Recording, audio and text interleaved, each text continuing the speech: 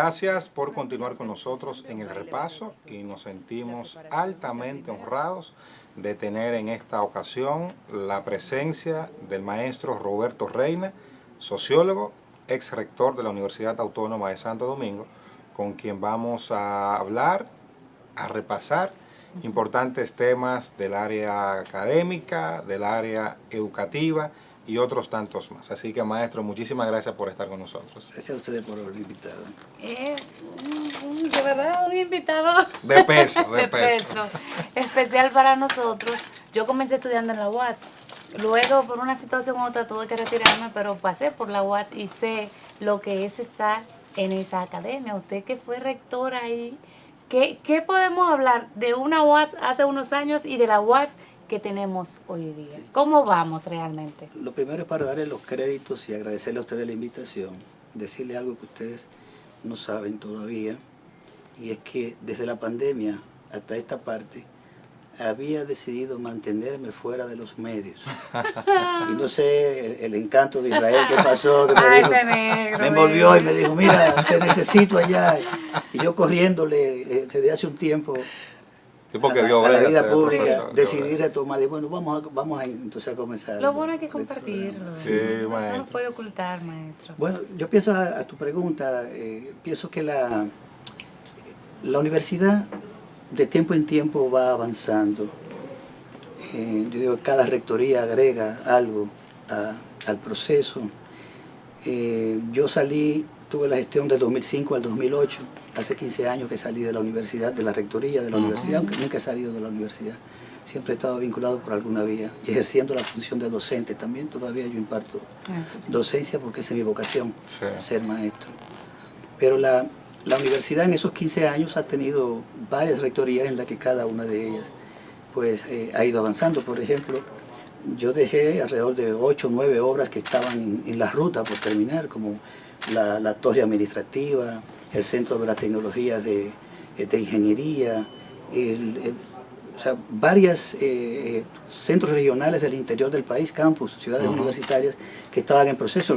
Logré inaugurar 7, pero quedaron otras 4 o 5 más que estaban en proceso. Y otros rectores pues le dieron continuidad y la iniciativa de los gobiernos también siguiente, y eso le ha dado... cuando entro al campus y miro muchas de estas cosas que no sucedieron en mi mandato, pero que sí fueron generados en él, pues me siento muy bien al ver la universidad haciendo ese esfuerzo por cambiar.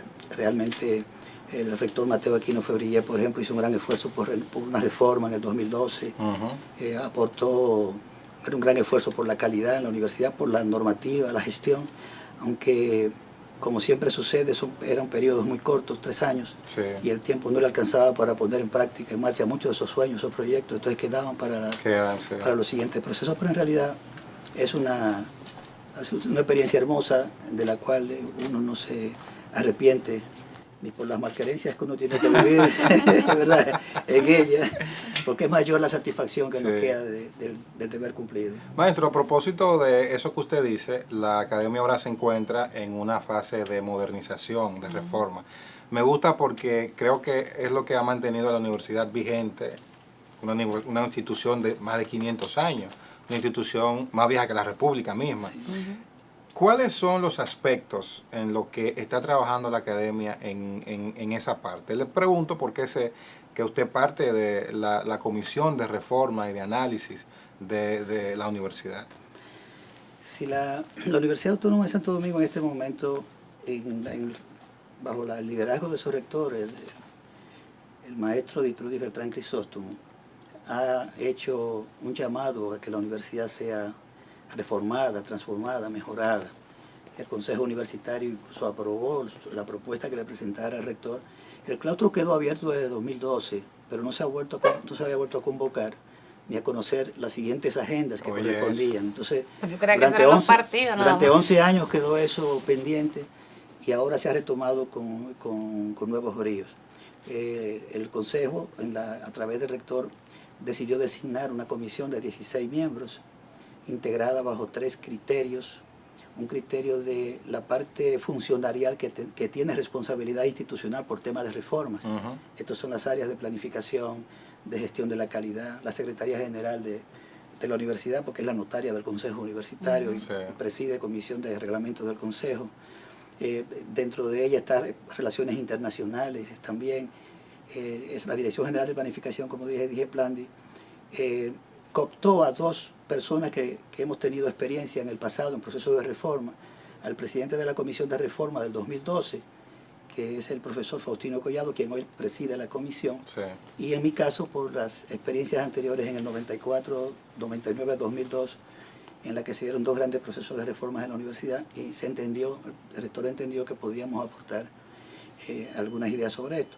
El rector y yo en este caso tuvimos la oportunidad de que él fue mi vicerrector administrativo cuando yo fui rector. Interesante. Y en el periodo de la reforma del rector Miguel Rosado. Que yo era el vicerrector docente, él era el decano de la Facultad de Ciencias. Y como tal fue un elemento clave del proceso de reforma 99-2002, que fue muy traumático, muy duro, pero dejó resultados importantes durante este periodo. Esta reforma tiene una novedad.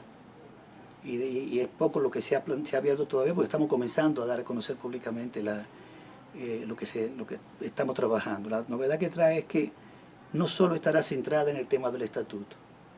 En la universidad, por su naturaleza, mucha gente piensa que todo se traduce en ver el tema electoral.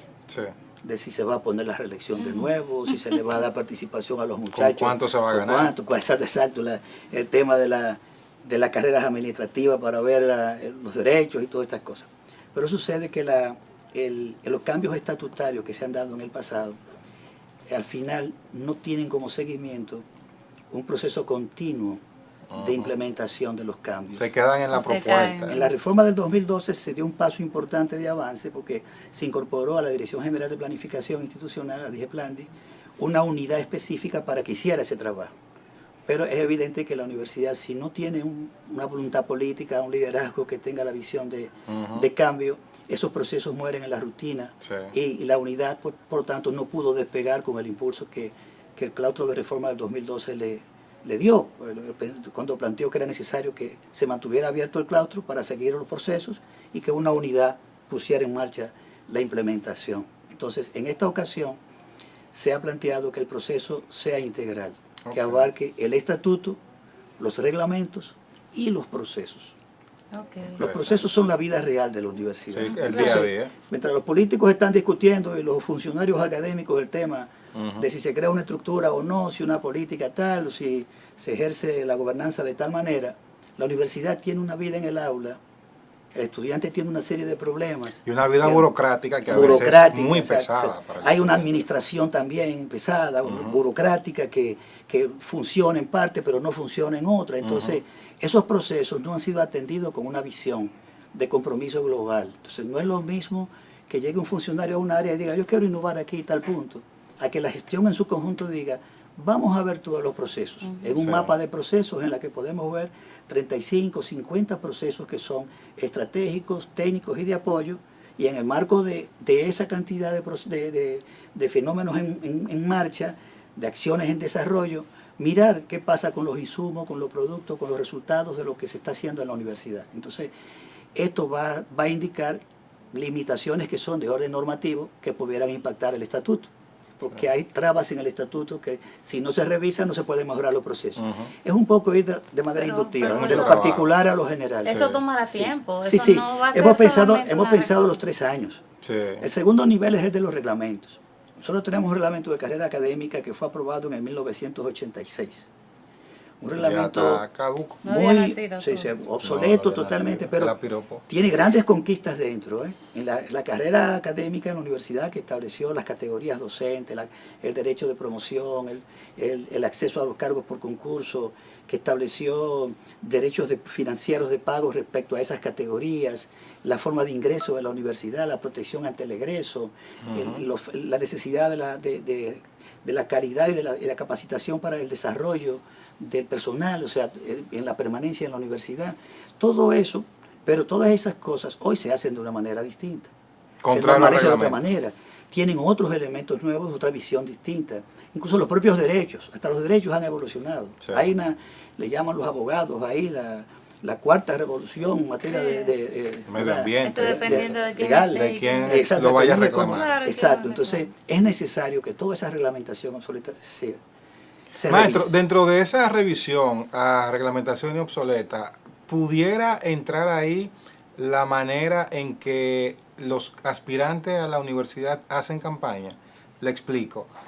A mí me parece sorprendente que todo el entorno de la universidad se arrabalice, literalmente se arrabalice, con vallas, El afiches. El entorno. Bueno, hay unas vallas, hay unas vallas en la ciudad. grandísimas que tú dices, pero aquí que están aspirando, ¿cuánto es Exacto. que se van a ganar en la UAS que le va a permitir tal vez retornar esa inversión que se hace en publicidad? Exacto. Porque uno no lo entiende. Y uno no entiende porque al final los que van a elegir, yo no voy a votar en la UAS ni Maxi tampoco. No. O sea, de los tres que estamos aquí, usted puede. Es el único. O sea, ¿por qué no? Ni yo, porque ya estoy Ah, retirado. ya. Bueno, que ya. Estoy trabajando No hay como ninguna retirado. Yo sigo Exacto, trabajando, pero ¿por qué? jubilado. ¿Por qué en la universidad no se regula? O si eso entraría. Y también la manera en la que se elige un rector. Yo entiendo que en una junta de vecinos haya que ser de que 50 más 1, pero no entiendo por qué en la universidad tiene que ser así. Mira, la pregunta es interesante, Max y a Israel, porque toca un tema de mucha sensibilidad Sí. en la universidad, pero a mí me gusta tratar esos temas, yo digo, como con las camisas remangadas, o sea, hablar claramente el punto. A veces a algunas personas a lo interno de la universidad no se sienten cómodos cuando uno le habla la realidad. Hay varios planos que hay que ver, y eso lo podemos notar. La UAS se ha acercado demasiado a los modelos de comportamiento del entorno social. Sí. Durante mucho tiempo, Ujú. la de la universidad de la década de los 70, de los 80, la que recibimos del movimiento renovador, nos formó a nosotros. Yo soy un hijo del movimiento renovador. Yo llegué con 16 años en el 74, 8 años después de la reforma, a estudiar a la universidad. Y 5 años después estaba entrando como profesor ayudante a la carrera docente de la universidad. Entonces, a los que nos formó ese movimiento renovador en función de cómo enfocar el papel de la universidad en la sociedad, nos enseñó que la universidad tenía que ser un modelo de referencia. Exactamente. La universidad era como un horizonte hacia donde la sociedad debía de ir. Ujú. Cuando usted tenía problemas como comunicador social, usted como comunicadora simplemente miraba hacia su escuela, a ver qué está pasando, iba allá a ver cómo son los profesores, los maestros ellos lo están Claro. del haciendo. área de comunicación, Sí. cómo se está haciendo, quiénes son los que están dando cátedras en materia de comunicación. Entonces veía el modelo ahí.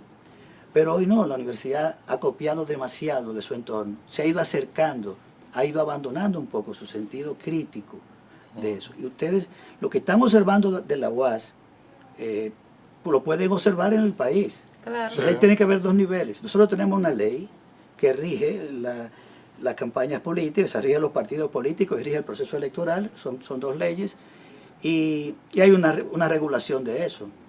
Y en el marco de la banalización de la política, por un lado, y de la evasión del cumplimiento de la ley para poder desarrollar metas particulares o personales o grupales, en el caso partidario, que no corresponden necesariamente al interés nacional, el sujeto que tiene el interés desde la política busca la vía para evadir eso y coloca vallas Donde entonces sea. inscribiéndote para esta cosa, para lo otro, es decir, bajo otros temas pues, llevándote a la misma realidad. Sí. Es decir, no te puedes decir vota por mí ahora Ujú, mismo. ujú. El proceso interno acaba de abrirse en los partidos políticos, entonces ya hay una competencia interna que avanza el comportamiento de fuera. Entonces, ese modelo de comportamiento, la universidad lo ha ido incorporando. Yo dije en una ocasión, en una campaña, en la primera campaña que hice a rector, si yo tengo que poner mi rostro en la universidad, yo prefiero mejor no ser candidato porque eso significa que la universidad no me conoce. No lo No. conoce. Y es una comunidad de votantes de 3.000 profesores Pequeño. y de cientos y tantos estudiantes. Pequeño. Entonces, ¿por qué tengo yo que colocar, y como si fuese un candidato a alcalde, a presidente, Sí. a senador, toda esta publicidad? Entonces, en aquella ocasión, mi encargado de campaña, el contrario mío, tenía una campaña muy profusa, entonces, y yo no aparecía en el escenario.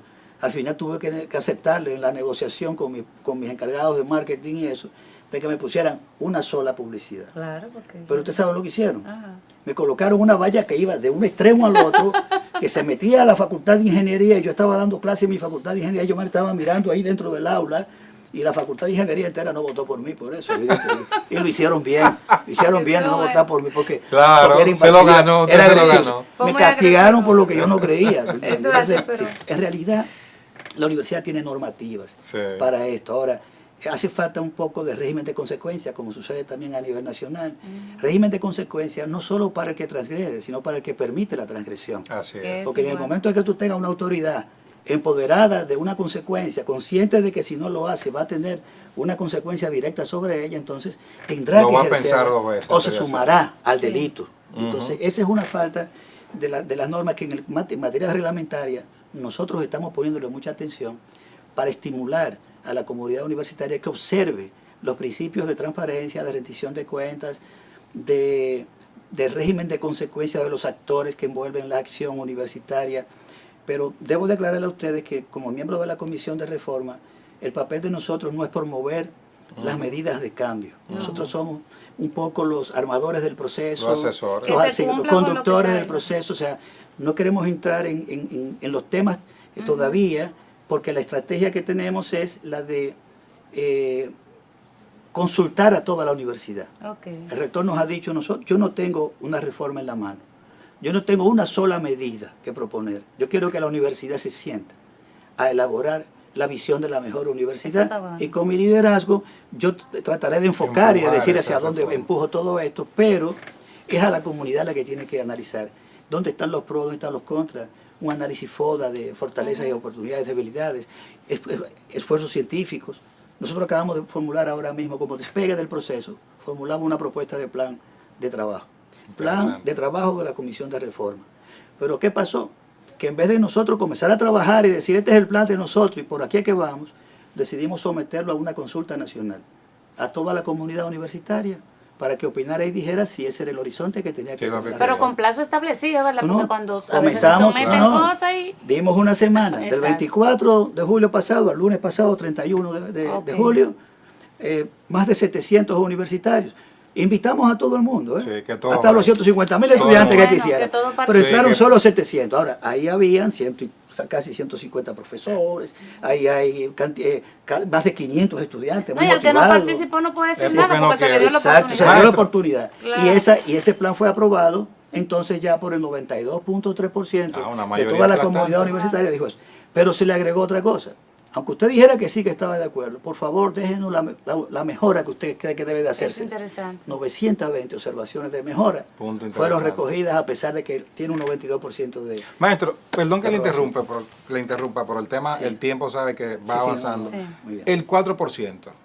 Quisiera su evaluación de esa inversión que está haciendo el Estado Dominicano en el sector educativo, la educación preuniversitaria, pero que cada año, desde el 2012, la educación está peor. Calidad de la educación. ¿Qué ha fallado? Si sobre mi universidad yo me atrevo a plantear las cosas de manera descarnada, sobre mi país con más razón. Con más razón. Porque es cuarto suyo. Me corresponde, y me corresponde la condición de maestro. Claro. Exacto. Nosotros como educadores, como profesionales intelectuales de este país, tenemos que ser responsables de ayudar a pensar por qué está pasando. Exacto. Porque todo el país se inclinó reverentemente ante una solución. El problema es de financiamiento. Y si es de financiamiento, vamos a batallar. Y las sombrillas verdes, los paraguas y las cosas, todo esto nos llevó al 4%. Y a partir del 2012 tuvimos el 4%. Y en el 15 firmamos un pacto. Y arrastramos el pacto por la educación hasta el 2030. Pero ¿qué es lo que resulta?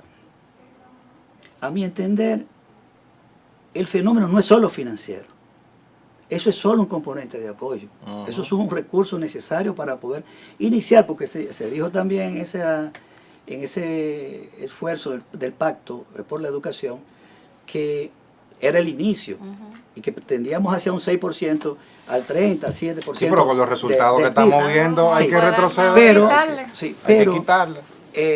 Si no hiciese falta ese 4% y hasta el 6 o el 7 para hacer lo que se tiene que hacer, yo te diría, estamos de acuerdo, hasta bajémoslo si no está funcionando y no sirve para nada. Pero el problema es que hace falta más que esa inversión para hacer lo que se tiene que hacer, lo que no se está haciendo. ¿Qué falta por hacer? ¿Qué es lo que yo, por ejemplo, veo? Si nosotros como sociedad pactamos un acuerdo en el que entraron los partidos, las iglesias, los sindicatos, los académicos, un grupo de rectores de nosotros fuimos testigos de honor de ese pacto y firmamos en Palacio ese pacto. ¿Cómo es posible que el balance del año 2020 nos deje de 57 grandes metas, entre las cuales está el 4%, solo se han alcanzado 6, es decir, el 12% del total de las metas planteadas por ese pacto, logradas? Logrado significa por lo menos un 95% de alcance. Otras 6 se han logrado, están en vías de alcanzarse. O sea, con logros en proceso, pero todavía por debajo de los porcentajes establecidos de manera significativa para llegar a considerarse alcanzado. Es decir, en total es un 13%. Y usted tiene entre lo que está como absolutamente no logrado, o escasamente, o sea, por debajo, en los dos extremos últimos, tiene un 24% de las metas. Y en el rango medio de esas 57 metas, solo 25 con una situación de no de satisfacción, sino simplemente de moderado, de crecimiento moderado en la meta, o sea, crecimiento moderado. ¿Qué te dice eso? Ahí no estamos hablando solamente en esas metas del tema del 4%. Ahí estamos hablando de si en la parte, por ejemplo, docente, nosotros hemos hecho la inversión adecuada en infraestructuras, en tecnología, en medios del aula, es decir, en recursos humanos, en capacitación de esos recursos humanos.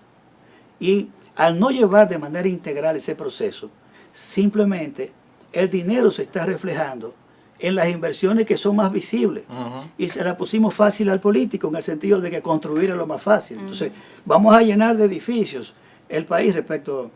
Y sucede que la naturaleza nos recordó recientemente a nosotros, a la sociedad, nos acaba de recordar, que es más compleja, que la vida es más compleja y más difícil que eso. Sí.